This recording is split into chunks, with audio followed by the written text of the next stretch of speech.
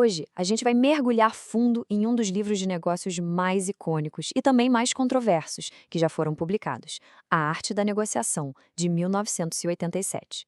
Nessa análise, vamos investigar as estratégias centrais, o contexto da época em que ele foi escrito e, claro, o impacto que ele tem até hoje. Olha só, essa citação do próprio livro já entrega o jogo, né? A filosofia central é essa. A preparação e a estratégia são mais importantes do que a pura genialidade. Essa é a ideia-chave que serve como ponto de partida para a gente entender todo o método de negociação que ele apresenta. Mas olha, é importante entender que este livro não é só um manual de como fazer negócios. Ele é um verdadeiro retrato da sua época. Ele espelha aquela cultura corporativa super competitiva, bem individualista dos anos 80, uma era de ambição que parecia não ter limites. Então, para a gente entender de onde vêm essas ideias, a gente precisa voltar no tempo, lá para os anos 80. Foi uma década, assim, marcada pela ascensão do neoliberalismo, com políticas que favoreciam mercados livres, menos regulamentação, e isso tudo acabou alimentando um boom gigantesco de especulação imobiliária. Consolidou uma cultura de negócios onde o lema era vencer a qualquer custo. Quer dizer, esse foi o cenário perfeito, o terreno fértil para essas estratégias mais agressivas do livro surgirem. Ok, e como é que essa filosofia se traduz na prática? Bom, toda a abordagem de negociação do livro é construída sobre alguns princípios-chave, que a gente pode chamar de pilares. Chegou a hora de analisar cada um deles. A estrutura toda se apoia em 5 grandes pilares. Primeiro, pensar grande. Segundo, usar alavancagem. Terceiro, controlar a narrativa. Quarto, ser criativamente flexível. E por último, mas não menos importante, conhecer o adversário. O primeiro pilar, e talvez o mais famoso, é o pensar grande. A lógica aqui é bem direta. Mire no impossível para conseguir algo extraordinário.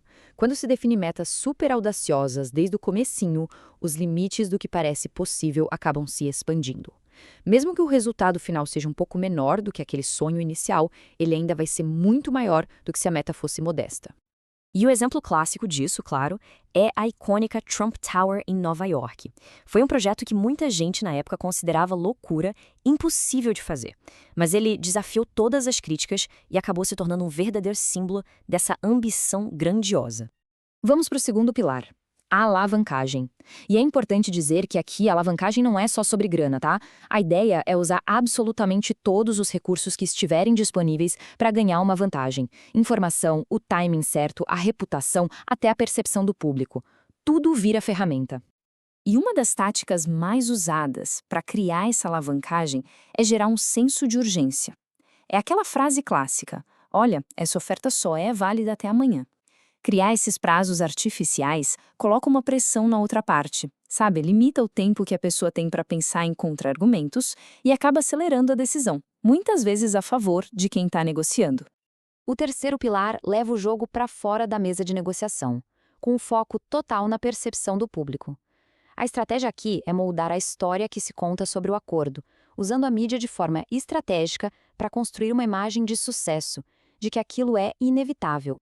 Um caso que ilustra isso perfeitamente é o do Wollman Ring, lá em Nova York. A prefeitura passou anos e anos tentando reformar o ringue de patinação e falhando. Aí Trump assumiu o projeto e, pasmem, concluiu tudo em apenas 6 meses. A publicidade positiva que isso gerou foi gigantesca e solidificou a reputação dele como alguém que resolve as coisas.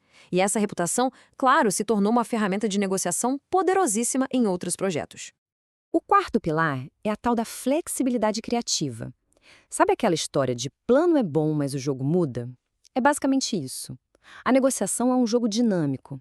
Então, estar disposto a abandonar um plano rígido quando uma oportunidade melhor aparece não é visto como fraqueza, mas sim como inteligência estratégica.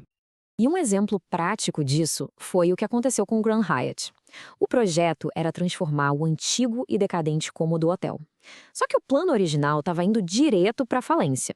Foi aí que uma mudança criativa no meio do caminho, com uma parceria inovadora e um design super arrojado, transformou o que seria um fracasso em um sucesso estrondoso. E para fechar, o quinto e último pilar que é totalmente focado na psicologia da coisa. Conhecer o adversário. É sobre entender a fundo o que a outra parte deseja, quais são seus medos, suas motivações. Se você consegue mapear o que eles realmente querem, fica muito mais fácil antecipar os movimentos deles e apresentar suas ofertas de um jeito que pareça uma grande vitória para eles, mesmo que seus objetivos principais estejam sendo atingidos. Ok, a gente viu os pilares, a teoria por trás.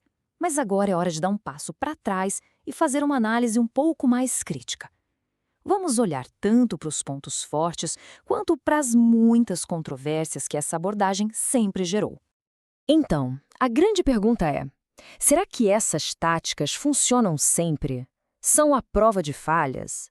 Ou tem um lado B nessa história toda? Um lado sombrio que pode acabar trazendo mais problemas do que soluções. E aqui a gente vê os dois lados da moeda. Os pontos fortes são bem claros, um foco implacável em resultados, uma grande capacidade de adaptação e um uso genial da publicidade. Por outro lado, as controvérsias são pesadas. Um estilo de confronto que pode destruir relacionamentos profissionais, uma valorização exagerada da intuição em detrimento de dados concretos e uma ética, para dizer o mínimo, bastante questionável em algumas táticas. E falando em ética questionável, a gente chega num dos pontos mais polêmicos e debatidos do livro, a tal da hipérbole verdadeira. A definição que o próprio autor dá é de uma forma inocente de exagero. Basicamente, é uma estratégia de promover uma versão da realidade que é amplificada, mas que ainda soa crível, para torná-la mais atraente. Claro, a linha que separa a hipérbole verdadeira da mentira pura e simples é extremamente fina e, obviamente, muito controversa. Bom, com toda essa polêmica e sendo um livro de décadas atrás, por que ele ainda é relevante? Por que a gente ainda fala sobre ele? Vamos explorar um pouco o legado duradouro dessa obra no mundo dos negócios e até fora dele. É interessante ver como algumas dessas lições, se a gente souber filtrar, ainda podem ser aplicadas hoje. Para startups, por exemplo, a ideia de negociar de cima para baixo, começando com a visão grandiosa. Para profissionais, o uso de prazos para acelerar decisões pode ser útil. Para investidores, a habilidade de enxergar potencial onde ninguém mais vê. Mas a crítica moderna também é muito forte. Hoje, em ambientes de negócios que valorizam cada vez mais a colaboração, esses métodos podem ser vistos não só como antiéticos, mas como algo que simplesmente não funciona mais. No fim do dia, o que fica é que o livro continua sendo um texto fundamental. Talvez não como um guia moral a ser seguido, mas com certeza como um estudo de caso fascinante sobre a psicologia do poder. Ele nos dá insights valiosos sobre gestão de crises e, principalmente, sobre o papel que a mídia tem na criação de valor e de percepção. Isso nos deixa com uma reflexão para fechar. Essa forma de negociar, apresentada no livro, é uma arte que nunca sai de moda, com lições que valem para sempre? Ou será que é só uma relíquia de uma outra época, uma era cujas táticas agressivas já não têm mais espaço no mundo de hoje? A resposta, no fundo, acaba definindo não só o legado do livro, mas também os valores do nosso próprio mundo dos negócios.